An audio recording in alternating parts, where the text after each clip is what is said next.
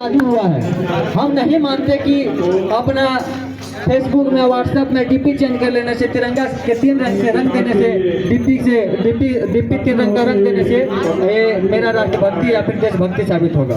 इसे हम राष्ट्रभक्ति या देशभक्ति नहीं कह सकते हैं। राष्ट्रभक्ति तो वो थे, अभी ये देख रहे होंगे कि कुछ नौजवान आधा घंटा खड़ा नहीं रह सकते झंडा के सम्मान में, सब इधर उधर घूम रहे, सब छाव ढूंढ रहे हैं। अगर हमको लगता है ना, अगर हम लोग के जैसे युवा उस समय होते ना, तो आज भी हम लोग गुलाम होते।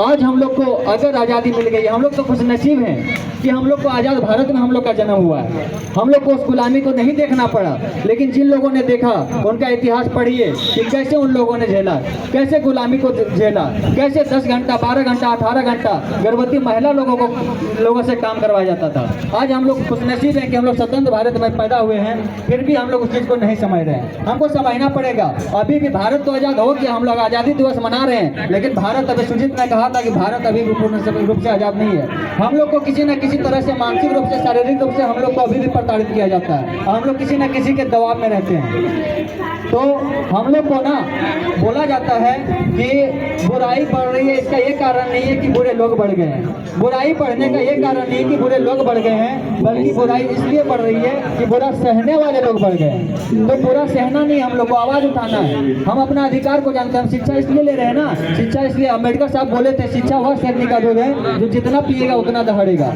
इसलिए शिक्षा बहुत जरूरी है। जब तक हम शिक्षित नहीं होंगे, अपना अधिकार को नहीं जान पाएंगे।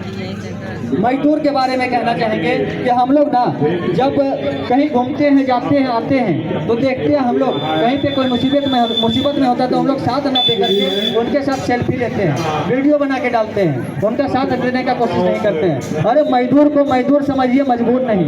मजदूर को मजदूर समझिए, मजबूर नहीं। गरीबों को काम दीजिए, दान नहीं।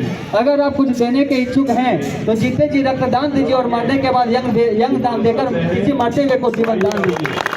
कई तरह की राष्ट्रभक्ति है और शहीद, यही सच्चा देश प्रेम है।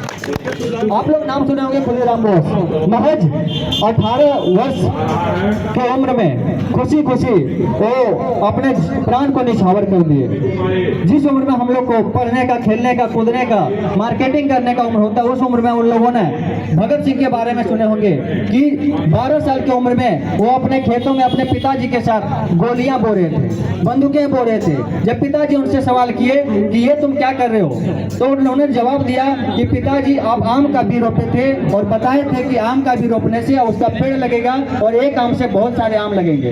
इसलिए मैं आज बंदूकें बो रहा हूँ, इसका भी पेड़ बढ़ेगा और एक बंदूक से बहुत सारे बंदूकें होगी और एक एक बंदूक अंग्रेजों के ताबूतों का कील साबित होगी। मैं उसे यहाँ से भगाऊंगा।